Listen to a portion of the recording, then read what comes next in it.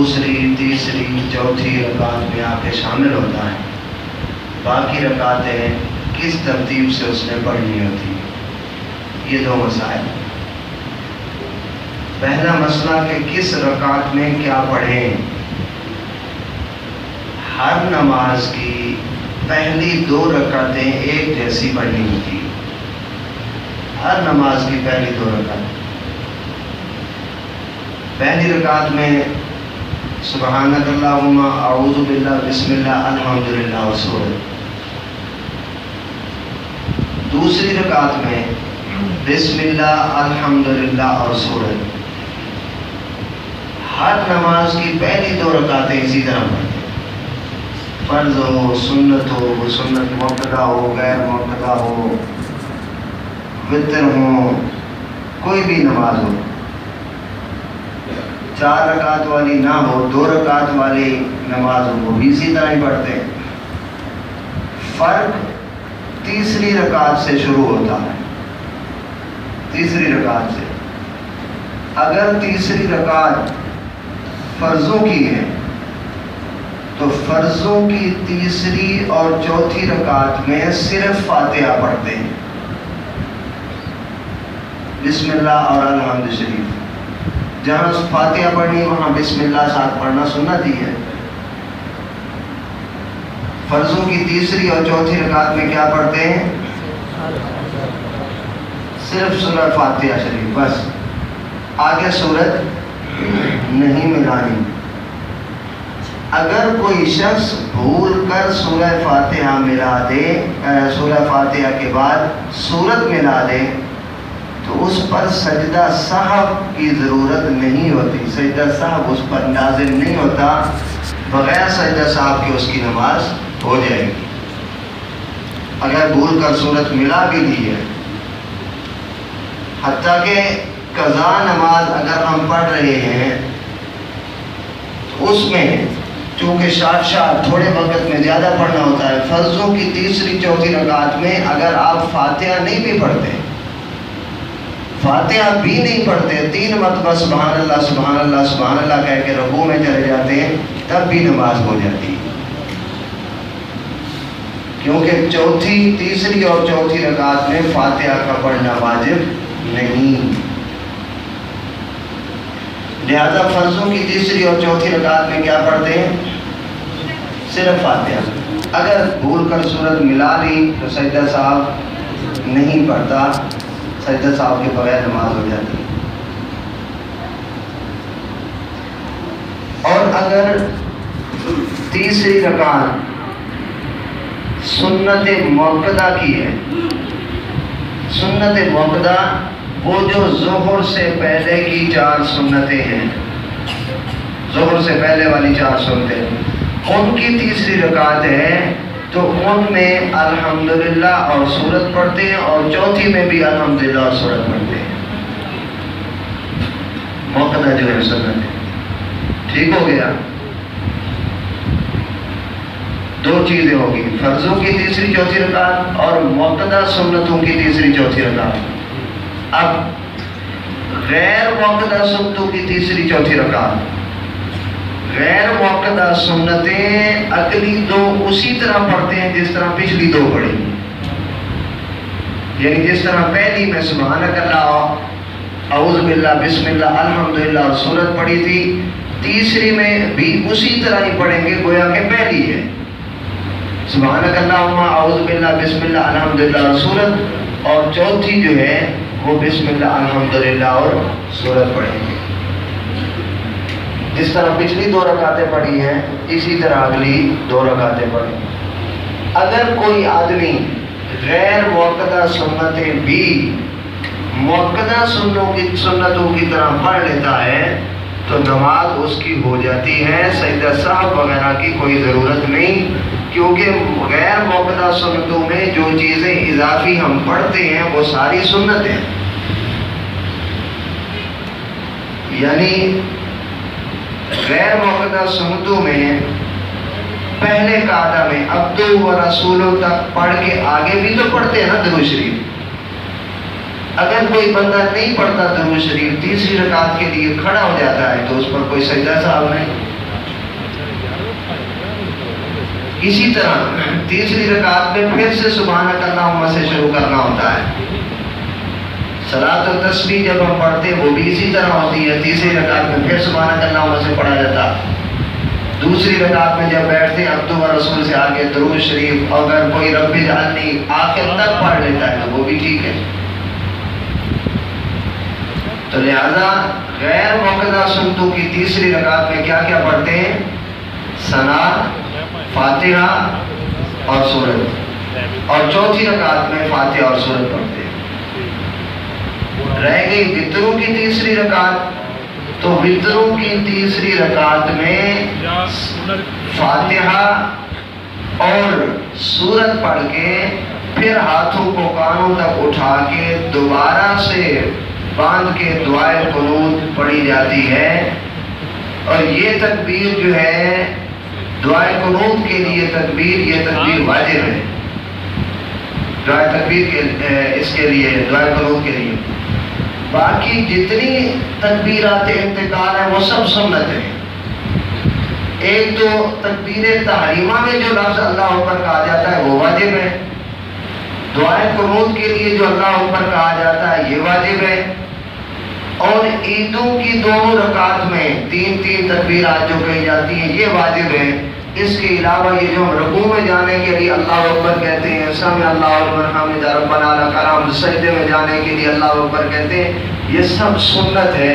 اگر کہیں سمع اللہ لمن حمدہ کی جگہ ربنا لک الحمد، ربنا لک الحمد کی جگہ اللہ اکبر بھول کر کوئی لفظ بول دیا تو اس پر سجدہ صاحب کی ضرورت نہیں، نماز ہو جاتی ہے۔ یہ تو ایک مسئلہ ہو گیا کہ کس رکعت میں کیا پڑھتے ہیں، یہ پوری تقسیم ہو گئی کہ کس میں کیا پڑھتے ہیں۔ اکثر احباب کو ان کی تقسیم نہیں معلوم ہوتی، فرضوں کی تیسری چوتھی رکعت میں بھی فاتحہ اکثر پڑھتے رہتے ہیں، یا غیر موقدہ کی تیسری رکعت موقدہ کی طرح پڑھتے ہیں، اگرچہ نماز ہو جاتی ہے لیکن اس فرق کا کم از کم پتہ ہونا چاہیے۔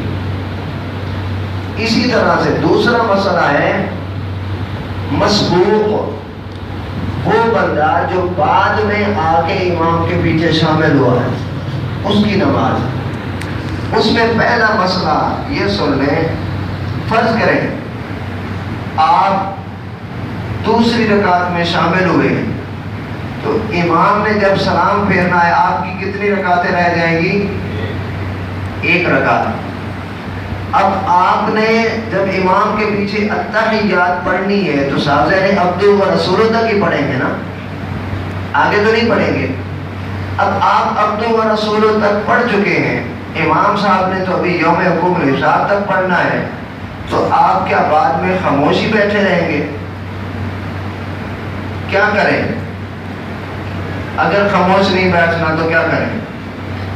اس کا حکم یہ ہے کہ جب آپ نے عبد و رسول تک پڑھ لیا، امام صاحب ابھی سلام نہیں پھیر رہے، تو آپ اشہد ان لا الہ الا اللہ و اشہد ان محمد عبدہ و رسولہ اس کو پڑھیں۔ ابھی سلام نہیں پھیر رہے پھر پڑھیں، جب تک وہ سلام نہیں پھیرتے آپ اس کا تکرار کرتے رہیں۔ اشہد ان لا الہ الا اللہ و اشہد ان محمد عبدہ و رسولہ۔ بعض اوقات بندہ بھول کر بیچ میں وحدہ لا شریک لہ بھی کہہ دیتا ہے تو اس سے سجدہ سہو لازم نہیں آتا، لیکن نماز میں جو پڑھا جاتا ہے ویسے جو تشہد کا حصہ شہادت کے یہی الفاظ ہیں، اشہد ان لا الہ الا اللہ و اشہد ان محمد عبدہ و رسولہ۔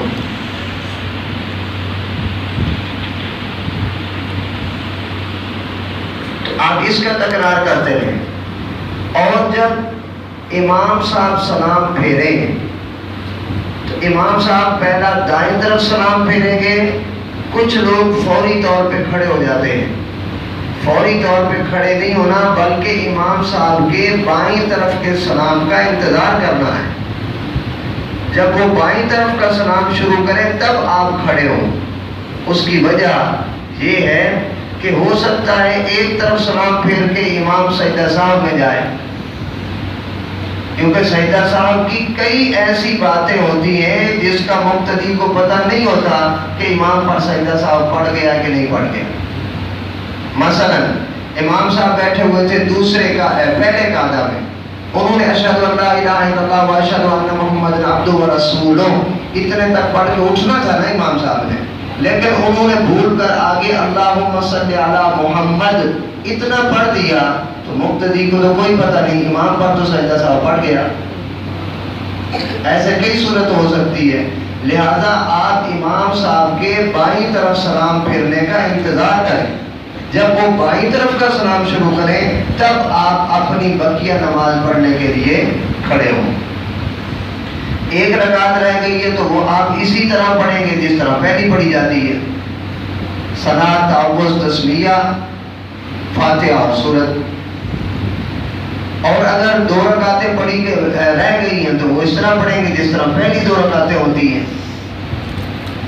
اگر آپ امام کے پیچھے تیسری رکعت میں شامل ہوئے تو تیسری چوتھی ان کے ساتھ پڑھ لی، باقی آپ کی رہ گئی 2 تو 2 اس طرح پڑھیں گے جس طرح عام طور پہ 2 رکعتیں پڑھی جاتی ہیں۔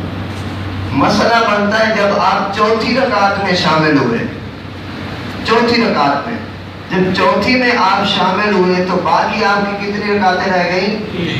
3۔ آپ نے ایک امام صاحب کے ساتھ پڑھی، وہ جو امام صاحب کے ساتھ پڑھی وہ آپ نے چوتھی پڑھی، لہذا آپ کی چوتھی پڑھی گئی، چوتھی پڑھی گئی۔ اب آپ کی وہ پہلے والی 3 رہ گئی ہیں تو اس طرح پڑھیں گے جس طرح پہلی 3 پڑھی جاتی ہیں۔ امام صاحب سلام پھیریں گے، آپ کھڑے ہوں گے، ایک آپ نے امام صاحب کے ساتھ پڑھ لی، اب آپ جب کھڑے ہوں گے تو اس کو ایسے پڑھیں گے جس طرح کہ ایک رکعت یا پہلی رکعت پڑھی جاتی ہے، صلاۃ، تعوذ، تسمیہ اور فاتحہ اور سورت پڑھیں گے، لیکن اس ایک رکعت کے بعد پھر بیٹھیں گے۔ لہذا یہ قیام کے اعتبار سے پہلی رکعت ہے، قعدے کے اعتبار سے دوسری رکعت ہے۔ قیام کے اعتبار سے اس طرح پڑھیں گے جس طرح پہلی پڑھی جاتی ہے، لیکن اس کے بعد پھر بیٹھ جائیں گے، حالانکہ پہلی کے بعد تو نہیں بیٹھتے، اس کے ساتھ وہ پہلے والی شامل ہو جائے گی، لہذا یہ دوسری بن جائے گی۔ قیام کے اعتبار سے یہ ہوگی پہلی رکعت اور قعدے کے اعتبار سے یہ ہوگی دوسری رکعت۔ ایک امام صاحب کے ساتھ پڑھ لی تھی، ایک کھڑے ہو کر آپ نے پڑھی اور پھر بیٹھ گئے، یہ آپ کی 2 رکعتیں ہو گئی۔ اگلی 2 رکعتوں کے بیچ میں نہیں بیٹھنا، اگلی کے 2 میں بیٹھنا نہیں، لیکن جو اگلی 2 ہیں ان میں سے ایک میں آپ، چونکہ وہ آپ کی دوسری ہے، دوسری اس میں بسم اللہ الحمدللہ اور سورت پڑھیں گے، اور اس سے جو اگلی ہے جو آپ کے لیے تیسری ہے، ویسے دیکھا جائے تو وہ چوتھی ہے لیکن آپ کے لیے تیسری ہے، لہذا اس میں آپ صرف الحمد شریف پڑھیں گے۔ ٹھیک ہو گیا؟ یعنی اگلی 3 رکعتیں جو ہیں اس اعتبار سے آپ اپنی مکمل کریں گے۔ ہماری فقہ کی کتاب ہے در محتاج، اس میں اکثر وہ پہلیاں جو ہیں، پہلیاں وہ کئی ابواب کے آخر میں پہلیاں ذکر کر جاتے ہیں اور بہترین کلیہ ذکر کرتے ہیں جس سے مسئلہ سمجھ آ جاتا ہے۔ مثلا ان کا ایک مسئلہ اکثر میں ہر جنازے میں بیان کرتا ہوں، وہ یہ ہے، لوگ اکثر پوچھتے ہیں جی جب سلام پھیرنا ہو تو ہاتھ کب چھوڑنے چاہیے جنازے میں؟ تو کئی لوگ یہ کرتے ہیں، دائیں طرف سلام پھیرا دایاں ہاتھ چھوڑ دیا، بائیں طرف سلام پھیرا بایاں ہاتھ چھوڑ دیا۔ کوئی ایسا کرتے ہیں کہ دونوں ہاتھ چھوڑ دیے اور بلکہ دونوں سلام جب پھر گئے، دائیں طرف کا بھی بائیں طرف کا بھی، اس کے بعد اپنے ہاتھ چھوڑ دیتے ہیں۔ کچھ ایسا کرتے ہیں کہ پہلے ہاتھ چھوڑ دیتے ہیں پھر دونوں طرف سلام پھیرتے ہیں، اس طرح کرتے ہیں۔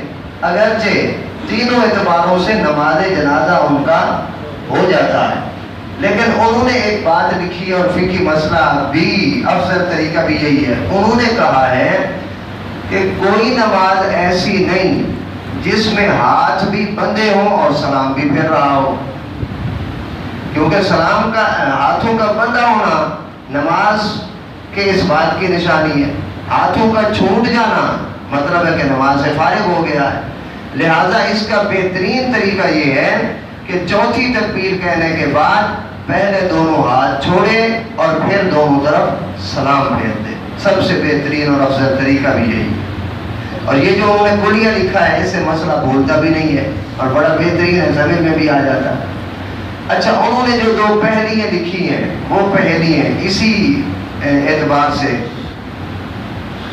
وہ کون سا نمازی ہے جس کو ہر رکعت میں بیٹھنا پڑتا ہے، ہر رکعت میں بیٹھنا پڑتا ہے. یہ پہلی انہوں نے لکھی. آگے انہوں نے اس کا جواب دیا ہے. دو نمازی انہوں نے لکھے ہیں جنہیں ہر رکعت میں بیٹھنا پڑتا ہے. ایک تو وہ جو مغرب کی تیسری رکعت میں آ کے شامل ہو، مغرب کی تیسری رکعت میں آ کے شامل ہوا تو ایک پڑھ کے بیٹھے گا نا، پھر اٹھے گا، ایک اور پڑھ کے بیٹھے گا، پھر اٹھے گا، ایک اور پڑھ کے بیٹھے گا. اسے تینوں رکعتوں میں ہی بیٹھنا پڑتا ہے. چار رکعت والا وہ کون سا نمازی ہے جس کو چاروں رکعتوں میں ہی بیٹھنا پڑتا ہے؟ چار رکعت والا نمازی، وہ انہوں نے جواب لکھا ہے کہ وہ ہے جس کو پہلی رکعت میں ہی شک پڑ جائے، پتہ نہیں پہلی ہے کہ دوسری ہے، بھول گیا کسی مسئلے کی وجہ سے، کوئی رولا پڑا ہوا تھا اس دن، گھر کا میٹر کٹ گیا یا وہ جلدی سے بھاگ گیا نماز پڑھنے، پیچھے سے یہ ششو پن پڑا ہوا ہے، پتہ نہیں ہے، ڈنڈا ڈال رہا ہے، پیچھے مزدور ہیں کہ بھاگے ہیں، کام ہو رہا ہے کہ نہیں، کوئی ششو پن ہو گیا جس کی وجہ سے وہ اس کے لیے کوئی بھی مسئلہ تھا. اب وہ پہلی رکعت میں کھڑا ہوا ہے اور پہلی رکعت میں ہی بھول گیا ہے کہ پتہ نہیں یہ پہلی رکعت ہے کہ دوسری ہے. اس کے لیے کیا حکم ہے؟ جو بندہ نماز کی رکعتیں بھول جائے، نماز کی رکعت جو بندہ بھول جائے کہ پتہ نہیں کون سی ہے، اس کے لیے حکم یہ ہے اگر یہ بھولنا پہلی مرتبہ ہے، اگر یہ بھولنا پہلی مرتبہ ہے تو نماز کو توڑ کے دوبارہ سے شروع کرے. اگر یہ پہلی مرتبہ ہے، لیکن پہلی مرتبہ کس کے لیے ہوتا ہے؟ وسوسے معاملات ہر ایک کے ہوتے ہیں. ورنہ میں نے کہا تھا کہ ہمیں توجہ تو نماز کی طرف ہونی چاہیے نا. وہ کہتے ہیں میں سر بسجدہ ہوا کبھی تو زمین سے آنے لگی صدا، تیرا دل تو ہے صنم آشنا، تجھے کیا ملے گا نماز میں. توجہ کامل اپنی نماز کی طرف ہو تو بندہ نہیں بھولتا، لیکن یہ کبھی کبھی اپنے بس میں بھی نہیں ہوتا. بہرحال جس کو پہلی دفعہ جو بندہ بھولا ہے وہ پھر سے شروع کرے، اور جس کو اکثر ایسا ہوتا ہے وہم ہو کہ پتہ نہیں پہلی پڑھ رہا ہوں کہ دوسری پڑھ رہا ہوں، تیسری پڑھ رہا ہوں کہ چوتھی پڑھ رہا ہوں، وہ پہلے تو اپنے ذہن کو اچھی طرح سے اس طرف لگا کے سوچے. مثلا اسے ششو پانی ہو رہا تھا کہ پتہ نہیں پہلی پڑھ رہا ہوں کہ دوسری، پھر اس کے ذہن میں آیا ہاں وہ پہلی میں نے پڑھی تھی قل یا ایھا الکافرون، یہ اذا جاء پڑھ رہا ہوں یہ دوسری ہے، ٹھیک ہے یہ دوسری ہے. اگر کسی ایک طرف ذہن جم جائے، یقین آ جائے تو ٹھیک ہے، اور اگر نہیں جم رہا تو پھر جتنی رکعتوں میں شک ہے اس میں جو کم ہے اسی پہ اکتفا کریں. مثلا 3 اور 4 میں شک پڑ رہا ہے تو کم کون سی ہے؟ 3 پر اکتفا کریں. لیکن وہ جو 3 پر اکتفا کر رہا ہے ہو سکتا ہے کہ وہی چوتھی ہو، بھولا جو ہے تیسری اور چوتھی کے معاملے میں ہو سکتا ہے وہ چوتھی ہو. لہذا اس جس کو تیسری سمجھ رہا ہے اس کے بعد قاعدہ کرے، بیٹھے، پھر ایک اور پڑھ کے پھر بیٹھے اور آخر میں سجدہ سہو کرے. کیونکہ جس کو تیسری وہ اس نے تیسری سمجھی ہو سکتا تھا وہ چوتھی ہو، اور چوتھی کے بعد تو قاعدہ فرض ہوتا ہے، لہذا وہ بھی قاعدہ کر لے، ایک اور پڑھ کے پھر بھی قاعدہ کر لے اور آخر میں سجدہ سہو کر لے. اگر کسی شخص کو پہلی رکعت میں ہی ششو پڑھ لگ جائے کہ پتہ نہیں پہلی ہے کہ دوسری ہے، اور کسی جگہ پر ذہن نہ جمے تو وہ پہلی سے ہی قاعدہ شروع کرے. یہی جو پہلی صاحب در مختار نے لکھی ہے، پہلی کے بعد بھی قاعدہ کرے، دوسری کے بعد بھی کرے، تیسری کے بعد بھی کرے اور چوتھی کے بعد بھی کرے. کیونکہ جس کو پہلی سمجھ رہا ہے ہو سکتا ہے وہ دوسری ہو، اس کے بعد تو قاعدہ واجب ہوتا ہے. جس کو دوسری وہ تیسری سمجھ رہا ہے، ہو سکتا ہے وہ دوسری ہو، لہذا اس میں بھی قاعدہ ہوتا ہے. جس کو تیسری سمجھ رہا ہے، ہو سکتا ہے وہ چوتھی ہو، اس میں بھی قاعدہ فرض ہوتا ہے. لہذا جو پہلی رکعت میں بھول جائے وہ چاروں میں پھر قاعدہ کرتا جائے اور آخر میں سجدہ سہو کرے. اور مغرب کی نماز والا جو تیسری رکعت میں شامل ہوا ہے امام کے پیچھے، وہ امام کے پیچھے ایک پڑھ کے قاعدہ کرے گا، پھر اٹھ کے پھر قاعدہ کرے گا، پھر تیسری پڑھ کے پھر قاعدہ کرے گا. وہ بھی اپنی ہر رکعت میں بیٹھتا ہے، اور پہلی رکعت میں بھول جانے والا نمازی یہ بھی اپنی ہر رکعت میں بیٹھتا ہے، لیکن آخر میں یہ سجدہ سہو کرتا ہے. جس نے چاروں رکعتوں میں پہلی میں بھول گیا اور ہر رکعت میں اس کو بیٹھنا پڑا. اللہ تعالیٰ فہم دین نصیب فرمائے. یہ سوال ہے فرض کی ادائیگی میں مقتدی اور منفرد کا فرق واضح ہے. مقتدی اور منفرد کا فرق یہی ہے کہ مقتدی جو ہے وہ امام کی ابتدا میں ہوتا ہے، لہذا ثنا پڑھنے کے بعد خاموش ہو جائے، آگے قرات نہ کرے، فاتحہ نہ پڑھے، سورت نہ پڑھے، کیونکہ نبی پاک صلی اللہ علیہ وسلم کی حدیث مبارک ہے قرات الامام لہو قرات، امام کی قرات مقتدی کی قرات ہے. اور قرآن مجید کی آیت ہے وَإِذَا قُرِئَ الْقُرْآنُ فَاسْتَمِعُوا لَهُ وَأَنصِتُوا لَعَلَّكُمْ تُرْحَمُونَ. جب قرآن مجید پڑھا جائے تو تم خاموش ہو کے اس کو سنو. باقی جو سجدہ رکوع وغیرہ کے اہتمام ہوتے ہیں وہ اس کو مقتدی کو بھی کرنے ہوتے ہیں. باقی احکام بھی کافی ہیں مقتدی یعنی مقتدی اگر کوئی ایسی بھول ہوئی ہے جس کی وجہ سے سجدہ سہو پڑتا ہے تو مقتدی پر وہ سجدہ سہو معاف ہوتا ہے. امام کی اگر غلطی ہو تو وہ سب کو کرنا پڑے گا سجدہ سہو، اور اگر مقتدی کی ہو تو مقتدی پر سجدہ سہو نہیں ہوتا. اسی طرح اگر آدمی اکیلا پڑھ رہا ہے تو اس کو سترہ اپنے آگے رکھنا پڑے گا، اور اگر امام صاحب کے پیچھے ہے تو ایک امام کے آگے سترہ رکھتے سمجھے وہ سب کے لیے ہی سترہ شمار ہوتا ہے. مقتدی اور امام کے کچھ اور بھی اسی طرح کے فرق ہے. کیا ہر دفعہ شہادت کی انگلی کڑی کرنا ہوگا جب اشہد ان لا الہ کہے؟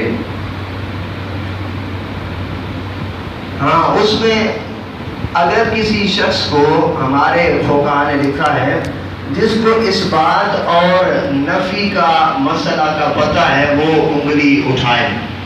ہر ایک پر اٹھانا بھی ضروری نہیں. اشہد اللہ پہ اٹھائے، الا پہ رکھ دے. اشہد اللہ الہ الا اللہ یہ طریقہ ہے. یہ جب بھی پڑھے گا پہلے قاعدہ میں پڑھے یا آخری قاعدہ میں پڑھے انگلی کو اٹھائے اور الا پہ رکھ دے. مغرب کے 3 فرض پڑھنے کا طریقہ وہ میں نے عرض کر دیا ہے. مغرب کے 3 فرض پڑھنے کا طریقہ، اگر امام پہ دل مطمئن نہیں تو کیا اپنی نماز پڑھ سکتے ہیں؟ دل مطمئن ہونے کے کئی معاملات ہیں. اگر ایسی وجہ ہے کہ اس میں کوئی شرعی طور پر کوئی خامی پائی جاتی ہے جس کی وجہ سے نماز اس کے پیچھے نہیں ہوتی، وہ کسی دوسرے عالم سے آپ پوچھ لیں.